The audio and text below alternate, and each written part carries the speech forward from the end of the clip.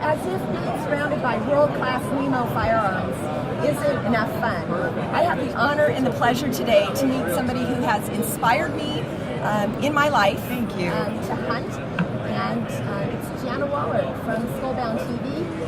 I began following you on social media a few years ago, and as I told you earlier, I started hunting later in life. I was like the last person in my family that started hunting. Yeah.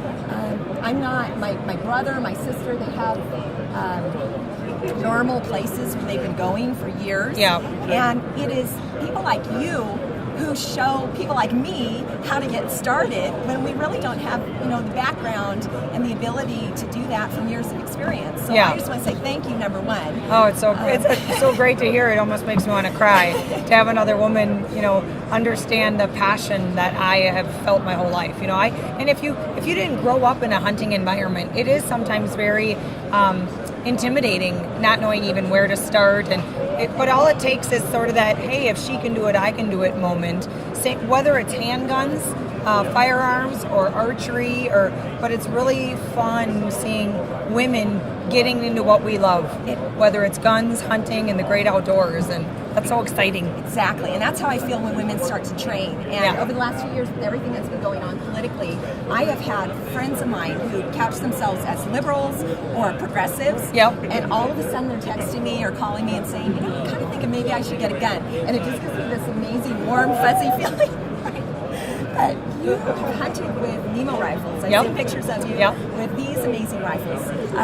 Any great experiences with Nemo? So I'm from Wisconsin. You probably hear it in my accent, but I live in Montana now, and I went to train with Nemo first because their training facility was just a couple hours north of me in the Kalispell area. So we spent 2 days training, learning the weapon, 300, and the most fun shooting. I was literally hitting clay pigeons at 1,000 yards on day one with the Nemo. I mean, that's impressive. We were shooting up to a mile, really nice long range. Day two, we went up into the mountains, hiked around, shot a lot of angles, dealing with windage and, stuff that you're really going to encounter out in the field hunting. And the fact that it's kind of in my backyard, so to speak, made it all the more fun. But then we took our Nemo over to the other part of the state, into eastern Montana, on an antelope hunt, and found success on day one. One shot kill, dropped right there, 250 yards, I think it was. But it's a beautiful, fun weapon, but it's also really fun to hunt with as well. It sounds amazing. Yeah. Have you ever used them with suppressors? I have not used one with the Nemo, but this year I hunted with a different rifle, and I was really lucky to hunt the Midwest with a suppressor. Hunted Missouri and Wisconsin, and I'll tell you what, it is so shooter friendly. I have really bad hearing from shooting for 30 years. Shotguns, rifles, now handguns, and it really does do damage. Even with a little protection, or in the hunting environment, you often don't stop to put them in. When you're on a hunt and on a stalk, it goes down quickly, and it was so nice. And not only that, I have a teepee show, so I've got a cameraman right here, so I'm worried about he's a Marine. He already has terrible hearing from the Marines. It's just such a nicer way to hunt, and it's better for the animal as well. Right. Yeah. So, I'm pretty active politically and writing laws. And one of the amazing things we have in Congress right now, it was just introduced a week ago, is a bill called the Hearing Protection Act. The people who are anti-gun are making fun of this already. Oh, sure, you need suppressors to be taken out of the National Firearms Act so that you can save your hearing. But this bill actually has 82 sponsors right now. It's a bipartisan bill. We have 2 Democrats on board with it. Great. It has a solid chance of getting through and becoming the law. And it would make it easier for those of us who want to hunt with suppressors or have a suppressor on a home defense rifle. Sure, right. We would still go through a background check. It's just you wouldn't have to go through the archaic paperwork. There's process. a lot of paperwork. So, what do you think of that? I think it's absolutely fantastic. I'm all for trying to encourage new hunters to get out into the field, and when that's the case, it's often 2, 3, 4 hunters, and I'm worried about everybody's hearing protection. And I literally come from a background of 30 years of hunting where I know I've done damage to my ears. Whether, like I said, the hunt goes down very quickly. Right now, we can already hunt in 41 states with suppressors. Right. So I think I'm all for it, and I think it's a beautiful thing. Good.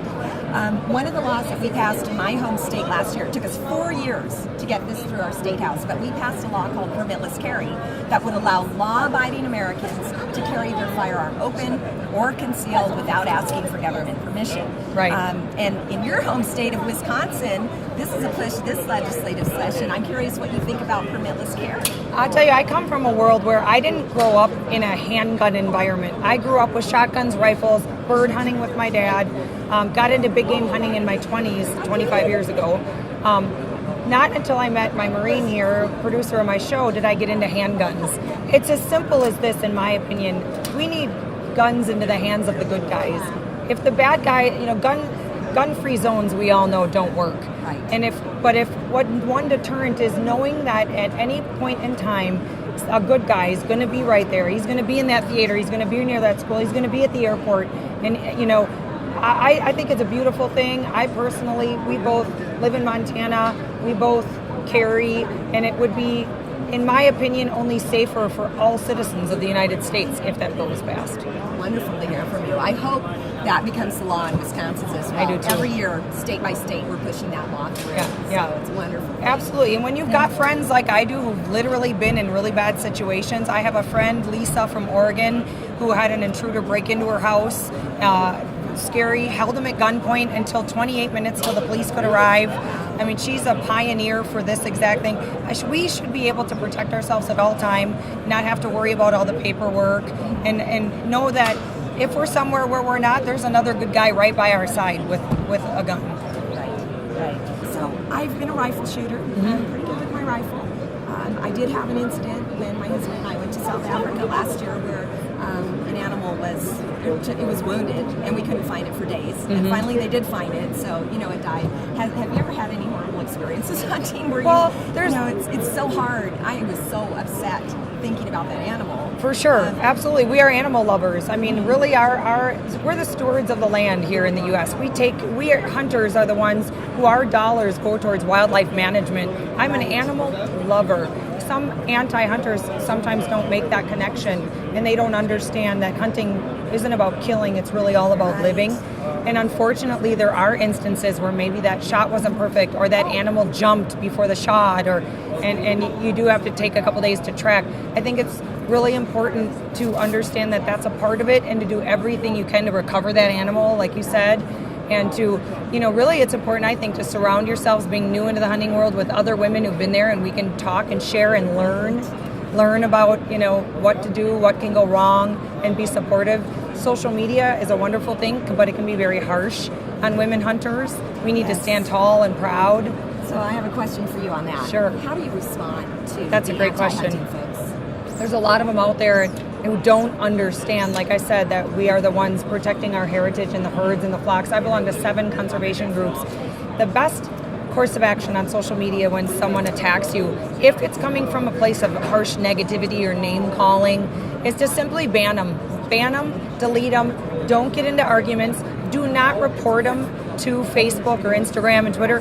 I had a girlfriend, Melissa Bachman, who is, in my opinion, one of the pioneer women in DIY hunts, does it all herself, an amazing hunter. She was brutally attacked by antis years back from a lion hunt in Africa, and she was getting death threats and terrible comments, and she was telling Facebook, hey, these should not be allowed. And what Facebook did was shut her down, saying, sorry, we can't protect you, we're going to shut your page down. Don't do that. Simply block them, ban them. The only time I would engage in conversation is if they have a legitimate question, like, I thought it was illegal to hunt with an AR, or I thought mountain lions were endangered. If they pose a legitimate question, I absolutely engage and try to help educate. But if it's coming from a place of name calling or negativity, block, ban, delete their comment, and move on. Thank you for that, because that was the same conclusion I finally reached after I tried to engage a few times, and I went, wow, that was a mistake. Yeah, I did too. So going back to where I started with, I'm a rifle hunter, but I am so intrigued by bows, and my husband knows I've been talking about it for years, but I haven't taken the plunge. Well, that's what I love. Where do I start with the bow? How do I pick one? That's a great question. That's what I love is I do not judge. I'm a lover of all weaponry, whether it's hunting with handguns, ARs, shotguns, bows. I would like to transition and try longbow or recurve, traditional archery. But I love it all, and I think it's awesome when someone wants to branch into all of them, because together we're only stronger. My suggestion for getting into archery is to go to a bow shop and try them all. I shoot a Matthews. It's an amazing bow. I shoot the new Avail. They make a beautiful product. But go to a bow shop, try them all out. They all have different weights, feel, pull. Don't pick up your husband or boyfriend's bow and think, I can't pull it back, this isn't for me, because it's too heavy. They go from 20 pounds up. You got to train those muscles in your back. See what feels right, see what shoots right. Make sure you are with a skilled professional who can set you up with the right arrow weight, the right broadheads and field tips, the right fletchings. It's all pieces of the puzzle that come together. And once it comes together, it's not complicated. There's now a tool called the AccuBow out there that is, it's like a carbon fiber frame with a rubber band, and you pull it back, and it's got no let off, but it trains both arms versus just like a band at the gym. So women can start out low and gradually get up there. AccuBow. AccuBow. And it literally helps your stability arms, which is really important. Not just this arm, these back muscles. But go to a shop, try them out, and nowadays most shops are really female friendly. Wonderful.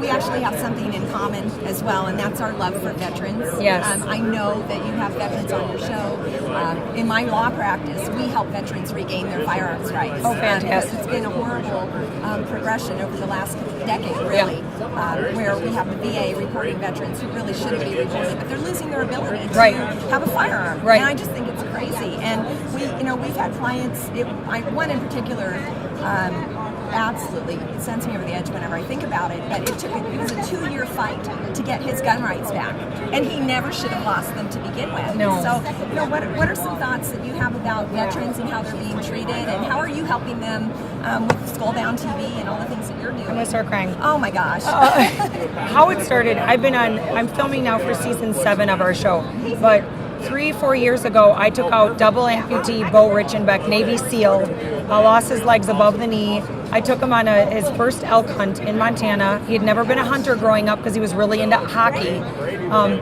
He literally climbed the Montana mountains. He took off his prosthetics, screwed in metal plates to the bottom of his upper part of his legs, and literally crawled the Montana mountains for 7 days until he got his bull. It was the most inspiring week of my life in the hunting field, and I thought, I'm going to do this. So after that episode aired, I was getting hit up by so many different veteran organizations, and I'm like, how do I pick one that I can really solidly work with? I can help fundraise. And how can I tell their stories of what it's like to come back, seeing hell overseas, losing their brothers, come back and trying to work back into civilian world, and how I feel hunting and fishing is so empowering and healing, because the Mother Nature is so healing.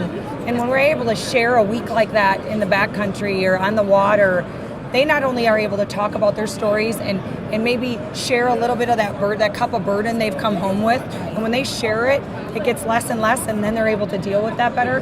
But I've hooked up with a group called Wishes for Warriors, and we take a bunch of their men out. In fact, this week's episode, we take triple amputee Eric Galvin, who stepped on an IED. We take him on his first elk hunt with R&K Hunting out of Wyoming. Day 3, gets his bull, and tears are shed all over, and it was just an amazing hunt. Shot it with a Nosler rifle, and one-shot kill, filled his freezer full of fresh organic elk meat, and I'll tell you, watching that hero conquer the woods, really. I mean, there were times we had to lift him over downfalls, but otherwise he used his prosthetics and climbed the mountains, and so inspiring. And to share his story, then I hear positive feedback from so many people of like, wow, if he can do it, I can do it kind of thing. And it's able to share their stories so we can all back our veterans stronger, and leading up to the top level of our administration, getting behind our veterans stronger, better VA system, better programs when they come home, where they're acclimated better health care.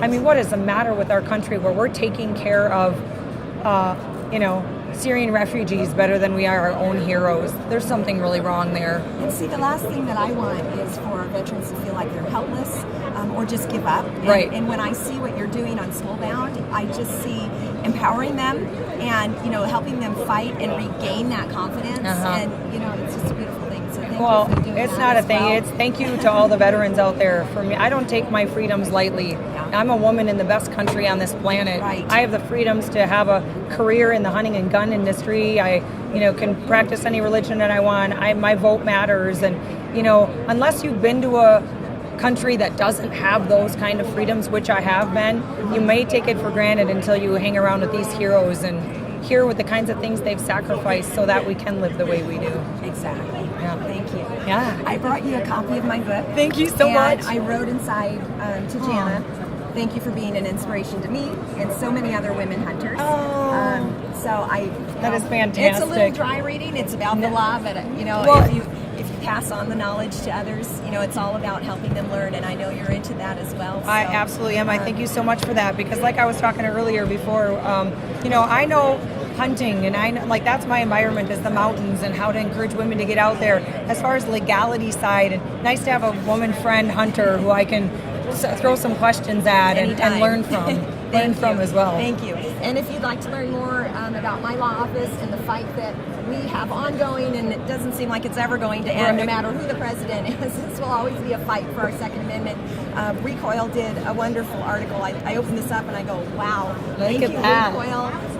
But there's an article in here about what I do as a lawyer to fight for the Second Amendment and to share the knowledge with other gun owners so people don't wind up losing their gun rights when they shouldn't. So thank Amen. you so much. Thank you. It's such a pleasure. We need to go hunt now.